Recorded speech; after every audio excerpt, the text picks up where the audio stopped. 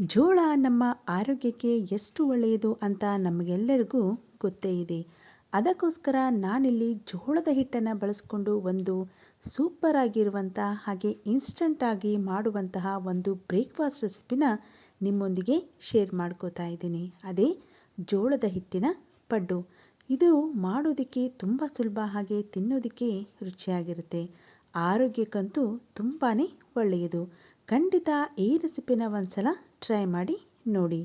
ಇದನ್ನು ಮಾಡೋದಕ್ಕೆ ಮೊದಲು ಒಂದು ಪಾತ್ರೆಗೆ ನಾನಿಲ್ಲಿ 2 ಕಪ್ನಷ್ಟು ಜೋಳದ ಹಿಟ್ಟನ್ನು ಸೇರಿಸ್ಕೋತಾ ಇದ್ದೀನಿ. ನೀವು ಯಾವ ಕಪ್ನಲ್ಲಿ ಜೋಳದ ಹಿಟ್ಟನ್ನು ಸೇರಿಸ್ಕೋತಿರೋ ಅದೇ ಕಪ್ಪನ್ನು ಯೂಸ್ ಮಾಡಿಕೊಂಡು ಬೇರೆ ಇಂಗ್ರೀಡಿಯೆಂಟ್ಸ್ನು ಕೂಡ ಸೇರಿಸ್ಕೋಬೇಕಾಗತ್ತೆ. ನಾನಿಲ್ಲಿ 2 ಕಪ್ನಷ್ಟು ಜೋಳದ ಹಿಟ್ಟಿಗೆ 1 ಕಪ್ನಷ್ಟು ರವಾವನ್ನು ಸೇರಿಸ್ಕೋತಾ ಇದ್ದೀನಿ. ಇದು ಬಾಂಬೆ ರವೆ. ನೀವು ಇದಕ್ಕೆ ಚಿರೋಟಿ ರವೆಯನ್ನು ಕೂಡ ಉಪಯೋಗಿಸ್ಬೋದು.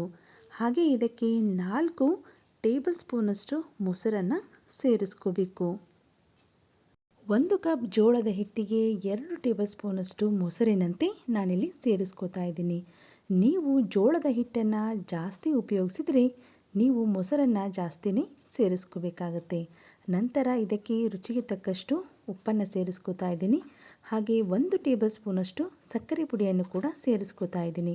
ಸಕ್ಕರೆ ಪುಡಿಯ ಬದಲಾಗಿ ನೀವಿಲ್ಲಿ ಸಕ್ಕರೆಯನ್ನು ಕೂಡ ಉಪಯೋಗಿಸ್ಬೋದು. ಹಾಗೆ 1 ಟೀ ಸ್ಪೂನಷ್ಟು ಜೀರಿಗೆ, ಹಾಗೆ ಅರ್ಧ ಟೀ ಸ್ಪೂನಷ್ಟು ಅಡಿಗೆ ಸೋಡಾವನ್ನು ಕೂಡ ಸೇರಿಸ್ಕೋಬೇಕು.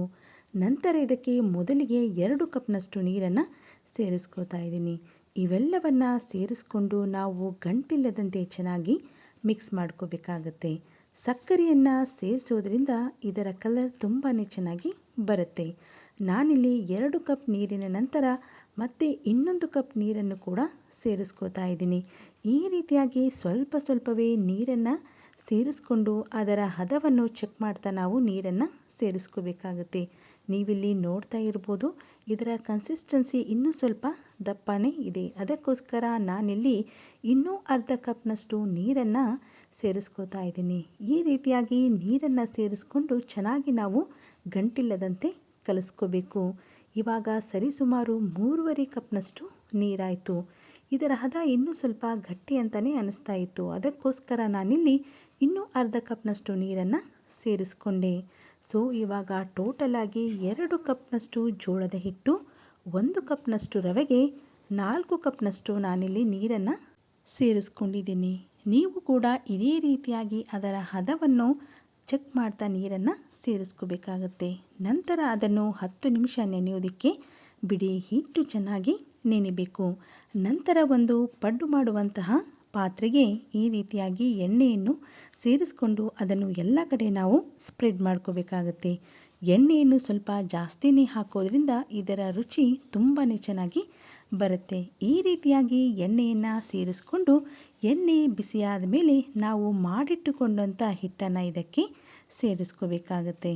ಈ ರೀತಿಯಾಗಿ ಹಿಟ್ಟನ್ನು ಸೇರಿಸ್ಕೊಂಡು ಇದರ ಮೇಲ್ಗಡೆ ಒಂದು ಮುಚ್ಚಳವನ್ನು ಮುಚ್ಚಿ ಲೋ ಫ್ಲೇಮಲ್ಲಿ 3ರಿಂದ 4 ನಿಮಿಷ ಇದನ್ನು ಚೆನ್ನಾಗಿ ಬೇಯಿಸ್ಕೋಬೇಕು. ನೀವಿಲ್ಲಿ ನೋಡ್ತಾ ಇರ್ಬೋದು, ಇದು ಚೆನ್ನಾಗಿ ಬೆಂದಿದೆ. ಇವಾಗ ಇದನ್ನು ಫ್ಲಿಪ್ ಮಾಡಿ ಇನ್ನೊಂದು ಬದಿಯಲ್ಲಿಯೂ ಕೂಡ ನಾವು ಚೆನ್ನಾಗಿ ಬೇಯಿಸ್ಕೋಬೇಕಾಗತ್ತೆ. ಈ ರೀತಿಯಾಗಿ ನಿಧಾನವಾಗಿ ಇವುಗಳೆಲ್ಲವನ್ನು ನಾವು ಫ್ಲಿಪ್ ಮಾಡಿ ಹಾಕ್ಕೋಬೇಕಾಗತ್ತೆ. ಫ್ಲಿಪ್ ಮಾಡಿದ ಮೇಲೆ ನೀವು ಬೇಕಾದರೆ ಎಣ್ಣೆಯನ್ನು ಕೂಡ ಸೇರಿಸ್ಕೋಬಹುದು ಅಥವಾ ಹಾಗೆ ಬಿಡಬಹುದು.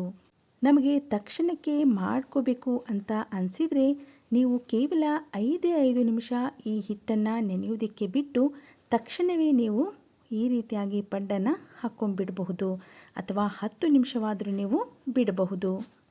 ಕೇವಲ 10ರಿಂದ 15 ನಿಮಿಷಗಳಲ್ಲಿ ನಾವು ಈ ತಿಂಡಿಯನ್ನು ಮಾಡ್ಕೊಂಡು ಬಿಡ್ಬೋದು.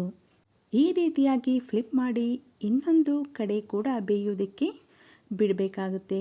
ಆವಾಗ 3ರಿಂದ 4 ನಿಮಿಷ ಮತ್ತೆ ಇದನ್ನು ಚೆನ್ನಾಗಿ ನಾವು ಸಣ್ಣ ಉರಿಯಲ್ಲಿ ಬೇಯಿಸ್ಕೋಬೇಕು. ನಂತರ ಇದನ್ನು ಈ ರೀತಿಯಾಗಿ ರಿಮೂವ್ ಮಾಡಿಕೊಂಡ್ರೆ ಆಯಿತು. ರುಚಿಯಾದಂತಹ ಹಾಗೆ ತುಂಬಾ ಆರೋಗ್ಯಕರವಾದಂತಹ ಬ್ರೇಕ್ಫಾಸ್ಟ್ ರೆಸಿಪಿ ರೆಡಿ. ನೀವಿದನ್ನು ಯಾವ ಚಟ್ನಿಯೊಂದಿಗಾದರೂ ಸರ್ವ್ ಮಾಡಬಹುದು. ಹಾಗೆಯೇ ನೀವಿದಕ್ಕೆ ಬೇಕಾದರೆ ಈರುಳ್ಳಿ ಮತ್ತು ಮೆಣಸಿನಕಾಯಿಯನ್ನು ಕೂಡ ಚಿಕ್ಕದಾಗಿ ಕತ್ತರಿಸಿ ಸೇರಿಸ್ಕೋಬೋದು. ಅದರ ರುಚಿನೂ ಕೂಡ ತುಂಬಾ ಚೆನ್ನಾಗಿ ಬರುತ್ತೆ. ನೀವಿಲ್ಲಿ ನೋಡ್ತಾ ಇರ್ಬೋದು ಈ ಪಡ್ಡು ಎಷ್ಟೊಂದು ಸಾಫ್ಟಾಗಿ ಬಂದಿದೆ ಅಂತ. ನಾನಿಲ್ಲಿ ಪ್ರತಿಯೊಂದನ್ನು ಕೂಡ ಈ ರೀತಿಯಾಗಿ ಮುಟ್ಟಿ ನಿಮಗೆ ತೋರಿಸ್ತಾ ಇದ್ದೀನಿ. ಹಾಗೆ ಒಳಗಡೆನೂ ಕೂಡ ಅಷ್ಟೇ ಚೆನ್ನಾಗಿ ಬೆಂದಿರುತ್ತೆ. ಖಂಡಿತ ಮರೆಯದೆ ಈ ರೆಸಿಪಿನ ಒಂದ್ಸಲ ಟ್ರೈ ಮಾಡಿ ನೋಡಿ. ಹಾಗೆ ಹೇಗೆ ಬಂದಿದೆ ಅಂತ ನಮಗೆ ಕಮೆಂಟ್ ಮಾಡಿ ತಿಳಿಸಿ. ನಾನಿವತ್ತು ಈ ಜೋಳದ ಹಿಟ್ಟಿನಿಂದ ಮಾಡಿದಂತಹ ಪಡ್ಡನ್ನು ಈ ಕೊಬ್ಬರಿ ಚಟ್ನಿಯೊಂದಿಗೆ ಸರ್ವ್ ಮಾಡ್ತಾ ಇದ್ದೀನಿ. ನಾವು ಮಾಡೋ ರೆಸಿಪೀಸ್ ನಿಮಗೆ ಇಷ್ಟ ಆದರೆ ಹಾಗೆ ಇನ್ನಷ್ಟು ಹೆಚ್ಚಿನ ರುಚಿಯಾದಂಥ ರೆಸಿಪಿಗಳಿಗಾಗಿ ನಮ್ಮ ಚಾನಲ್ಗೆ ಸಬ್ಸ್ಕ್ರೈಬ್ ಮಾಡಿ. ಹಾಗೆ ಈ ವಿಡಿಯೋನ ಶೇರ್ ಮಾಡಿ. Thanks for watching.